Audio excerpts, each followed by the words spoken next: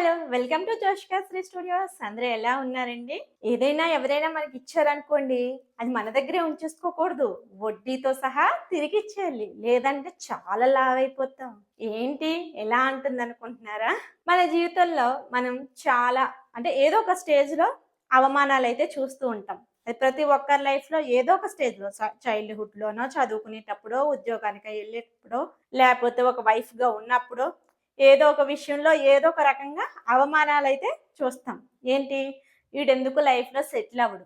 లేకపోతే వీడికి చదువు రాదు. వీడు వేస్ట్ జీవితంలో ఎదగలేడు. లేకపోతే ఈవిడికేం చేత కాదు. ఈవిడేం చేయలేదు. ఇంట్లో ఉండి అలా గిన్నెలు కడుక్కోవడమే. ఇలాంటి రకరకాల అవమానాలైతే మనం ఒక్కొక్కరి దగ్గర నుంచి ఒక్కొక్క రకంగా చూస్తూ ఉంటాం. సో, అలాంటి అవమానాలు మనం ఫేస్ చేసినప్పుడు అలాగే ఉండాలా? లేకపోతే వడ్డీతో సహా వాళ్ళకి తిరిగిచ్చేయాలా?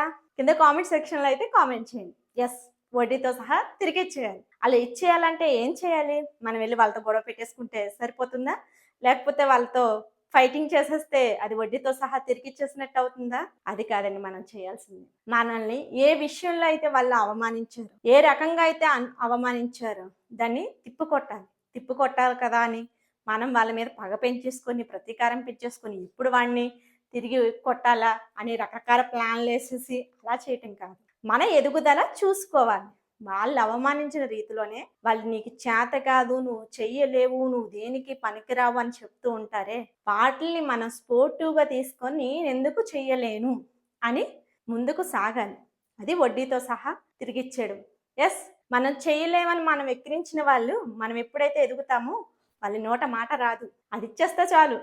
వాళ్ళు దెబ్బకి సైలెంట్ అయిపోతారు. సో, ప్రతి ఒక్కరి లైఫ్‌లో అది అబ్బాయిల విషయంలోననే కాదు, ఆడవాళ్ళ విషయంలో, పెళ్ళైన ఆడవాళ్ళ విషయంలో కూడా జరుగుతూ ఉంటాయి.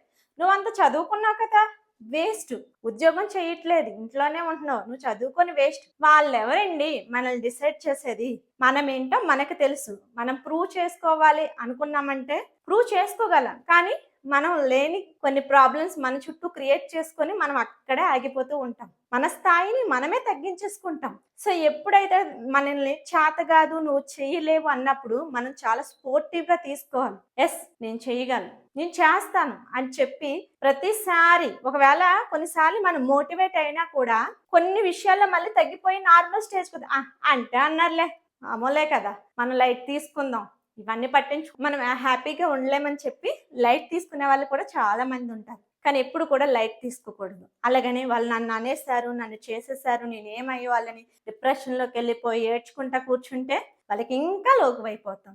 సో, మనం చేయాల్సింది మనల్ని ఏ విషయంలో అయితే వాళ్ళు వేలెత్తి చూపిచ్చారో, ఏ రకంగా అయితే మనల్ని ఒక తక్కువ చేసి మాట్లాడారో, దేని గురించయితే నువ్వు లైఫ్‌లో ఏమీ సాధించలేవు, నీకంటూ నువ్వు ఏ ఇన్‌కమ్‌ని ఎర్న్ చేయలేవు అని మనల్ని తక్కువ చేసి మాట్లాడారో, అదే విషయంలో మనం ఎదగటానికి ట్రై చేయాలి. స్పోర్టివ్‌గా తీసుకోవాలి. వాళ్ళకి వడ్డీతో తిరిగిచ్చేయాలనే విషయాన్ని మనం గుర్తుపెట్టుకోవాలి. మన ఎదుగుదలతో వాళ్ళ నోట మాట రాకుండా చెయ్యాలి. ఈరోజు మనల్ని చేదరించిన వాళ్ళే రేపు మన చుట్టూ తిరగాలి. కానీ ఇది సినిమాల్లో చూపించినట్టు ఒక ఓవర్ నైట్‌లో అయిపోవడమో, ఒక రోజు, 2 రోజుల్లో అయిపోవడమో, లేపోతే ఒక నెలలోనే మిరాకిల్స్ జరిగిపోవడమో జరగదు కదా! ఎందుకంటే ఇది ఓ లైఫ్.